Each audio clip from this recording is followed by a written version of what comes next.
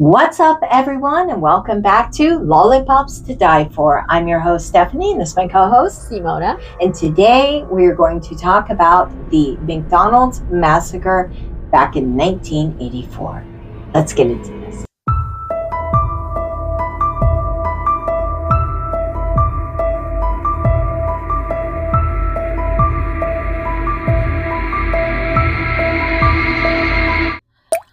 So let's go into this massacre. So the San Ysidro McDonald's massacre that happened in 1984 was a mass murder that occurred at a McDonald's restaurant in San Ysidro neighborhood of San Diego, California on July 18, 1984.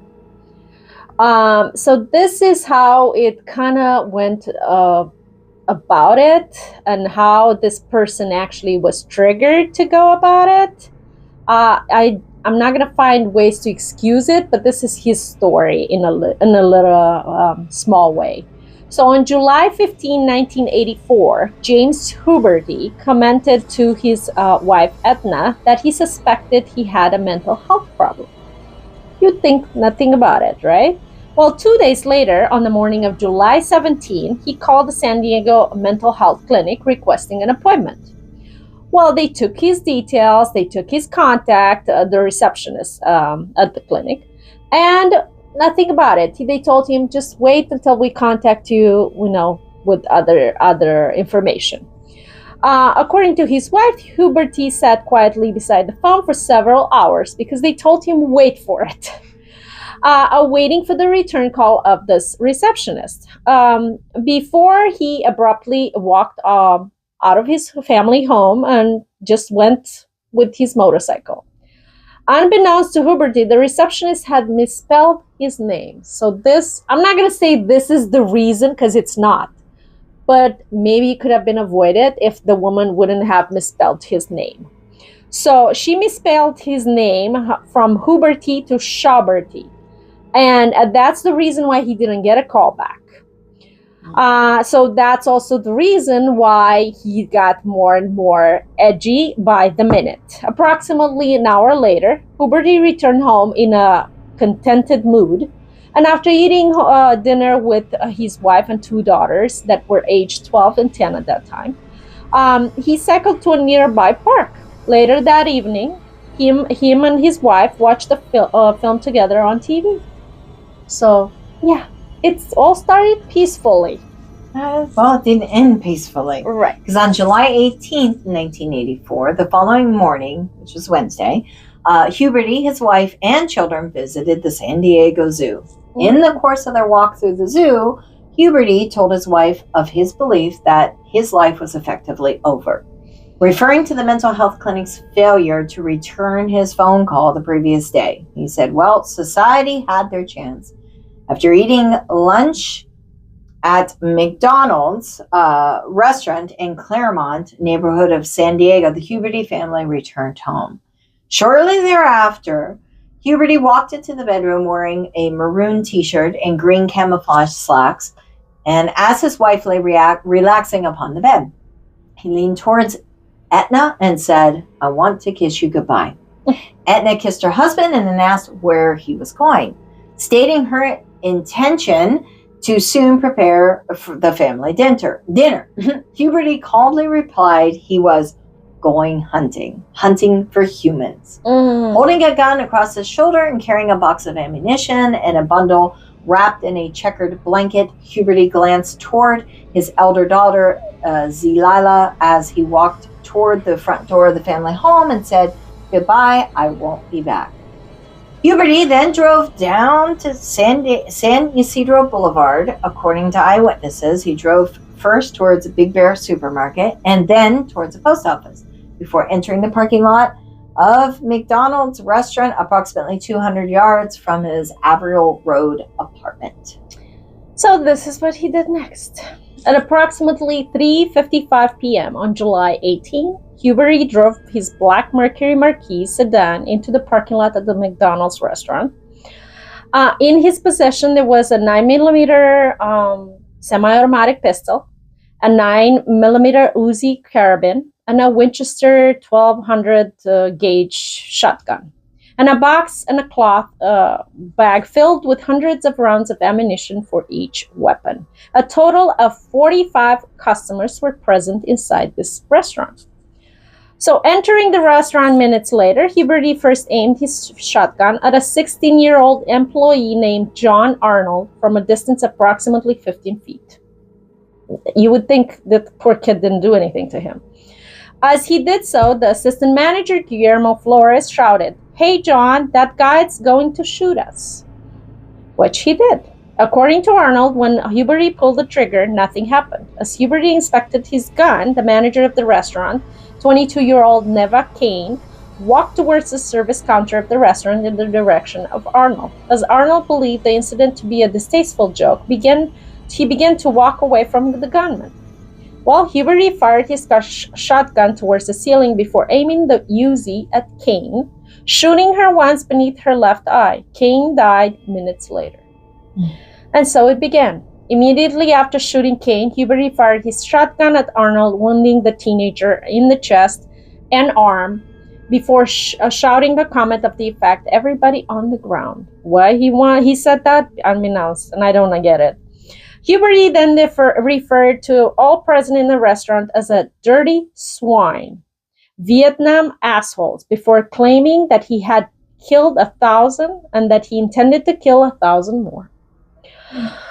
Upon hearing Huberty's profane rant and seeing Kane and Arnold shot, one customer, 25-year-old Victor Rivera, tried to persuade Huberty not to shoot anyone else. In response, Huberty shot Rivera 14 times, repeatedly shouting, "Shut up," as Rivera screamed in pain. I know. As staff and customers tried to hide beneath tables and service booth, Huberty turned his attention towards 6 women and children huddled together. He first killed 19-year-old Maria Calmereno Silva with a single shotgun to the chest, then fatally shot 9-year-old Claudia Perez in the stomach, cheek, thigh, hip, leg, chest, back, armpit, and head with his Uzi. He then wounded Perez's 15-year-old sister Imelda once in the hand with the same weapon and fired upon 11-year-old Aurora Pena with his shotgun. Pena, initially wounded in her leg, had been shielded by her pregnant aunt, 18-year-old Jackie Reyes. Huberty shot Reyes 48 times with the Uzi. Besides his mother's body, 8-month-old Carlos Reyes sat up and wailed, whereupon Huberty shouted at the baby, then killed him with a single pistol shot into the center of the back, to the back. Huberty then shot and killed a 62-year-old trucker named Lawrence Verluis before targeting a family seated near the play area of the restaurant. This person was shielding his son and his friend beneath the table with their bodies. 31-year-old Blythe Reagan Herrera had shielded her 11-year-old Mateo beneath one booth as her husband Ronald protected Mateo's friend, 12-year-old Keith Thomas, beneath the booth. Directly across from them, Ronald Herrera urged Thomas not to move, shielding the boy with his body. Thomas was shot in the shoulder, arm, wrist, and left elbow, but was not seriously wounded. Ronald Herrera was shot 6 times in the stomach, chest, arm, hip, shoulder, and head, but survived. His wife, Blythe, and the son, Mateo, were both killed by numerous gunshot wounds to the head. So it was bloodshed. Nearby, 3 women had also attempted to hide beneath a booth. 24-year-old Guadalupe Del Rio lay against the wall. She was shielded by her friend, 25-year-old Gloria Ramirez, and a 31-year-old Arisdelcy Vuelvas Vargas. Del Rio was hit several times but was not seriously wounded. Ramirez was unhurt, whereas Vargas received a single gunshot wound to the back of the head. She died of her wound the next day, the only person fatally wounded who lived long enough to reach a hospital. At another booth, Huberty killed 45-year-old banker Hugo Velasquez Vargas with a single shot to the chest. So as you see, it was a massacre. It was bloodshed. It was horrible. So the first of the many calls to the emergency services was made shortly after 4 p.m. notifying police of the shooting of the child, who had been taken to a post office on San Ysidro Boulevard. The dispatcher mistakenly directed responding officers to another McDonald's 2 miles away from the San Ysidro Boulevard restaurant. This error delayed the imposition of a lockdown by several minutes, and the only warnings to the civilians near the restaurant were given by passerbys. Shortly after 4 p.m., a young woman named Lydia Flores drove into the parking lot. Stopping at the food pickup window, Flores noticed shattered windows and the sound of gunfire. Before looking up, and there he was, shooting. Flores reversed her car until she crashed into a fence. She hid in some bushes with her 2-year-old daughter, Melissa, until the shooting had ended. At approximately 4:05, a Mexican couple, Astolfo and Marcelia Felix, drove toward one of the service areas of the restaurant. Noting the shattered glass, Astolfo initially assumed renovation work was in progress, and Huberty, striding toward the car, was a repairman. Huberty fired his shotgun and Uzi at the couple and their 4-month-old daughter, Cardelita, striking Marciela in the face, arm, and chest, blinding her in her eye and permanently rendering one hand unusable. Her baby was critically wounded in the neck, chest, and abdomen. Astolfo was wounded in the chest and head. As Astolfo, Marcelia staggered away from Huberty's line of fire. Marciela gave their baby to her husband. Astolfo handed the shrieking child to a young woman named Lucia Velasco as his wife collapsed against the car. Velasco rushed the baby to a nearby hospital as her husband assisted Astolfo and Marcelia into a nearby building. All 3 members of the Felix family survived. The 3 11-year-old boys then rode their BMX bikes into West parking lot, hearing a member of the public yelling something unintelligible from across the street. All 3 hesitated before Huberty shot the 3 boys with a shotgun and Uzi. Joshua Coleman fell to the ground critically wounded in the back, arm, and leg. He later recalled looking toward his 2 friends, Omar Alonso Hernandez and David Flores Delgado, noting that Hernandez was on the ground with multiple gunshot wounds to his back and had started vomiting. Delgado had received several gunshot wounds to his head. Coleman survived. Hernandez and Delgado both died at the scene. Huberty next noticed an elderly couple, 74-year-old Miguel Victoria Aloha and 69 Aida Velasquez Victoria, walking toward the entrance. As Miguel reached to open the door for his wife, Huberty fired his shotgun, killing Aida with a gunshot to the face and wounding Miguel. An uninjured survivor, Oscar Mondragon, later reported observing Miguel cradling his wife in his arms and wiping blood from her face, shouting curses at Huberty, who then approached the doorway, swore at Miguel, then killed him with a shot to the head.